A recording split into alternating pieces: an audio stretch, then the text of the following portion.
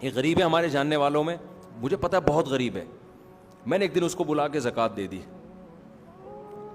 تو وہ نہیں لے رہا تھا, کہہ رہا ہے یار اللہ کا دیا میرے پاس بہت ہے, مجھے کیوں دے رہے ہو زکوٰۃ؟ میں نے زبردستی, مجھے پتا تھا نہیں ہے سفید پوش ہے اور نوجوان لڑکا, زبردستی میں نے زکوٰۃ پکڑائی اس کو, ضرورت تھی اس کو واقعی, خاندانی ہونے کی دلیل. 2 مہینے بعد آ کے وہ پیسے واپس کیے, کہہ رہے میرے پاس اب پیسوں کا انتظام ہو گیا, یہ آپ واپس لے لیں. میں نے کہا تیرا باپ بھی لے گا بھی ہے, سمجھ رہے ہو نا. میں نے کہا ہمیں خاندانی لوگوں کی کیا ہوتی ہے, تلاش ہوتی ہے. لچڑ لوگ معاشرے میں زیادہ نظر آئیں گے. آپ نے ایک پیسے پکڑائے, پھوٹ پھوٹ کے رونا شروع کر دے گا, ہائے ہائے میرے گھر میں تو کچھ تھا ہی نہیں, ہائے ہائے. حالانکہ میں گیا ہوں لوگوں کے گھروں میں, میں نے سروے کیا ہے نا, کسی نے کہا نا کچھ نہیں ہے, پہنچ گئے ہم ان کے گھر, اچھا بھلا کھا پی رہے ہو, منہ میں بھیک کی تمہاری جو ہے نا ایک ذلت. تو یہ کیا ہے, رزق تو آپ کو ملے گا, استغنا کے ساتھ رہو گے تو دروازے پھاڑ کے رزق آئے گا. اور اگر بھکاری پن پہ آ گئے نا تو ادھر سے بھی گھسیٹا, ادھر سے بھی, ادھر منہ ٹیڑھا کیا, بیوی کے سامنے بھی چھپا رہا ہے, اسے بہت تھوڑا تھوڑا کھلا رہا ہے تاکہ اس کو یہ نہ پتہ چل جائے کہ میرے پاس کیا ہے, پیسے ہیں. اس کو اچھا, ایسے لوگ بھی ہیں, اس کو بھی غربت میں رکھا ہوا, بھائی کھاؤ کھلاؤ یار, کیوں اتنا زیادہ مسلط کیا ہوا ہے. لیکن یہ ہوس اس وقت تک ختم نہیں ہوگی جب تک آپ دنیا کو مسافر خانہ نہیں سمجھو گے. آخرت کو ہدف بناؤ گے تو پھر سینہ کشادہ ہو جائے گا, یار چلتا ہے. تو یہ ہوس, یہ کیا ہے, یہ بھی گندا اور ناپاک عمل ہے. یہ تمام قسم کی ناپاکیوں سے اپنے آپ کو بچاؤ گے نا تو آپ پاک ہو جاؤ گے. اور راحت کس میں ملتی ہے, پاک ہونے میں یا ناپاک ہونے میں؟ پاک میں راحت. تو صرف جسمانی غسل سے سکون نہیں ملتا, روحانی غسل سے جو سکون ملتا ہے وہ جسمانی غسل سے کئی گنا زیادہ ہے, کئی گنا زیادہ اس میں سکون اللہ نے رکھا ہے. تو نہ جھوٹ بولے انسان, نہ لالچ کرے. آج لالچ بہت, دیکھو لالچ کا مطلب پتہ ہے کیا ہوتا ہے, غیر اخلاقی طریقوں سے پیسہ کمانا. غیر اخلاقی طریقے, کسٹمر کے گھر تک پہنچ گئے منت سماجت کرتے کرتے, یہ لے لو یہ چیز لے لو. مجھے بڑا غصہ آتا ہے ایسے لوگوں پر.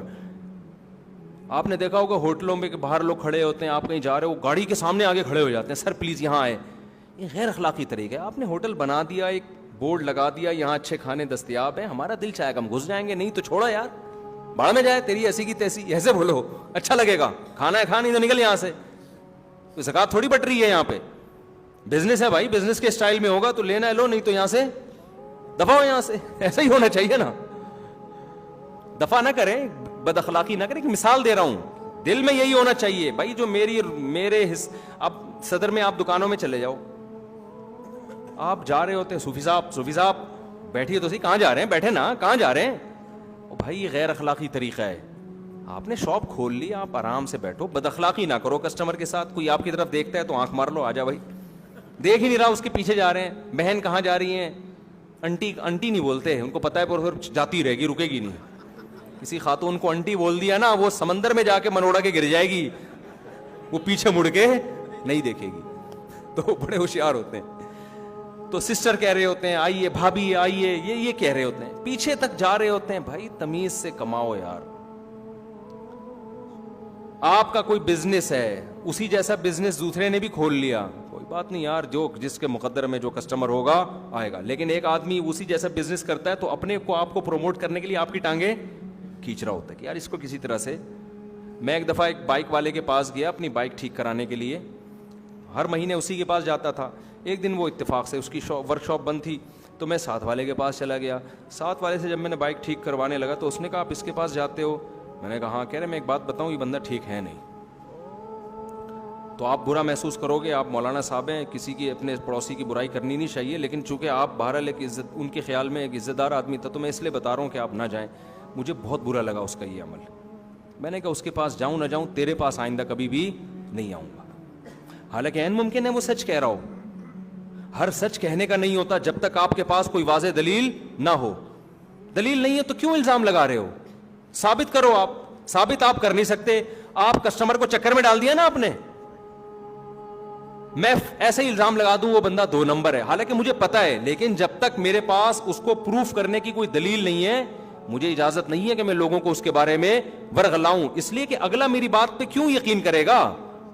تو میں نے کہا بھائی اس میرے دل میں سوچا اس کا تو مجھے پتہ نہیں کہ 2 نمبر ہے یا نہیں ہے, تیرے بارے میں مجھے یقین ہو گیا کہ تو کیا ہے, اپنے پڑوسی کی ٹانگیں کھینچ رہا ہے. تو ہر بات کہنے کی بھی نہیں ہوتی, یہ آپ کے 2 نمبر ہونے کی علامت ہے. آپ بیٹھو یار, ہم نے, آپ یہ سوچو ہم نے کوئی ٹھیکہ تھوڑی لیا ہوا ہے.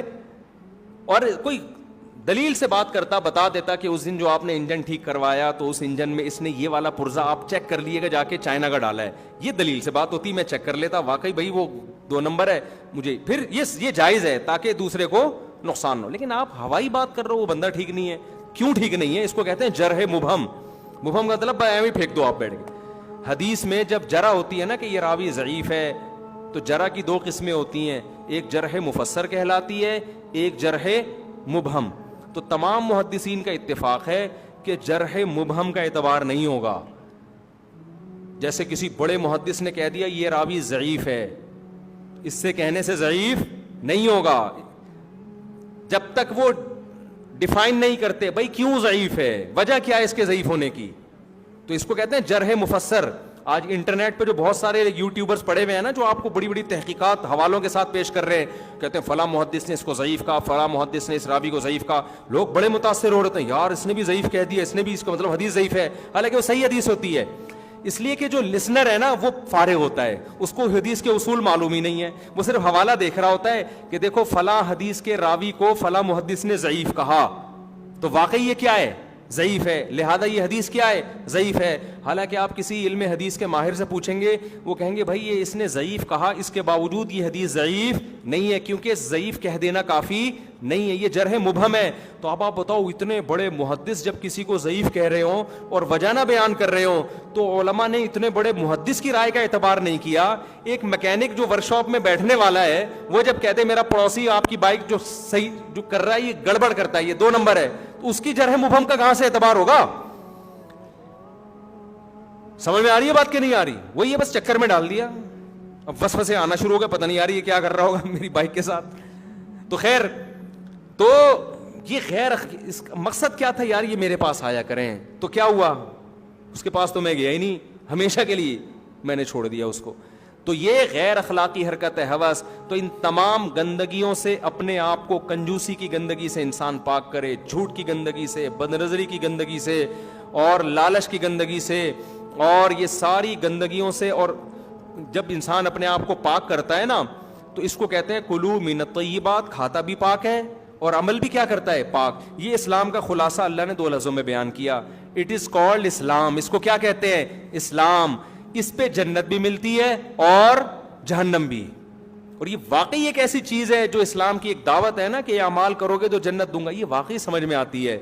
تو میں جو بات لے کے چلا تھا وہ یہ کہ جو ہم محرم میں جو کچھ کر رہے ہیں, خدا کی قسم اللہ نے 1.25 لاکھ پیغمبروں کو اس کام کے لیے نہیں بھیجا.